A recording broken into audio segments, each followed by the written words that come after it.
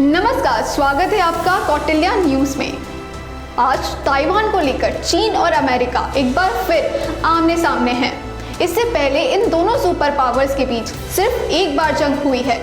आज हम आपको 72 साल पुरानी उस खौफनाक जंग का किस्सा सुनाते हैं।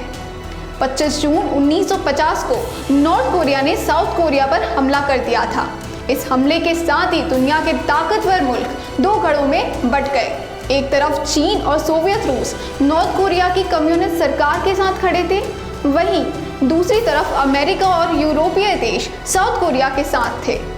एनसाइक्लोपीडिया ब्रिटानिका के मुताबिक 3 साल तक चली इस जंग में दोनों तरफ से 28 लाख से ज्यादा सिविलियंस और सैनिक मारे गए या गायब हो गए थे। 1904 से पहले एक टापू पर कोरियाई साम्राज्य का शासन था। लोग इसे कोरिया के नाम से जानते थे। जापान और चीन के बीच कोरिया पर कब्जे के लिए हुए भयानक युद्ध के बाद कोरिया पर जापान का कब्जा हो गया था, जिसके बाद 1945 में सेकेंड वर्ल्ड वॉर में जापान की हार हुई। जंग खत्म होने के बाद कोरिया को दुनिया के दो ताकतवर देशों ने वहां के लोगों से पूछे बगैर ही आपस में बांट लिया। उत्तरी हिस्से को सोवियत संघ ने अपने कब्जे में ले लिया और दक्षिणी हिस्सा अमेरिका के पास चला गया। इसके बाद नॉर्थ कोरिया में कोरियाई कम्युनिस्टों के नेतृत्व में पीपल्स रिपब्लिक ऑफ कोरिया की सरकार बनी। वहीं साउथ कोरिया में लोकतांत्रिक तरीके से नेता सिंगमन री के नेतृत्व में सरकार बनी। सिंगमन री कम्युनिस्ट विचारों के विरोधी थे, लिहाजा 25 जून 1950 को नॉर्थ कोरिया ने साउथ कोरिया पर हमला कर दिया। कोरिया में युद्ध शुरू होते ही अब दुनिया की नज़र संयुक्त राष्ट्र संघ यानी कि यूएन की ओर गई। अमेरिका ने दबाव डालकर यूएन में वोटिंग कराई और साउथ कोरिया की सुरक्षा का जिम्मा ले लिया। शुरुआती हिचक के बाद चीन ने खुलकर नॉर्थ कोरिया का साथ देना शुरू कर दिया। सोवियत संघ भी नॉर्थ कोरिया को हथियार दे रहा था। वहीं अमेरिकी सेना के B-29 और B-51 बम वर्षक विमानों ने नॉर्थ कोरिया के गांवों को तबाह कर दिया था।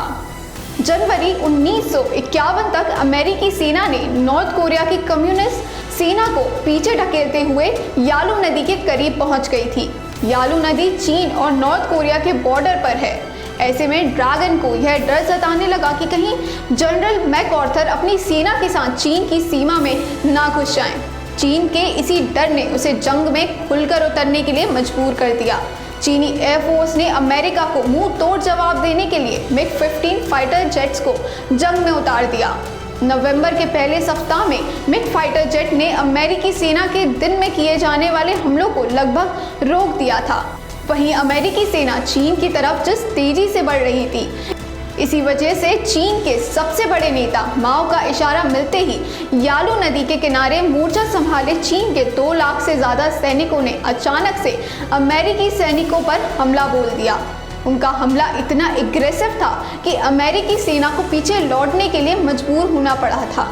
इसके बाद से ही युद्ध विराम के लिए बातचीत शुरू हो गई, हालांकि इसमें उस वक्त सफलता नहीं मिली।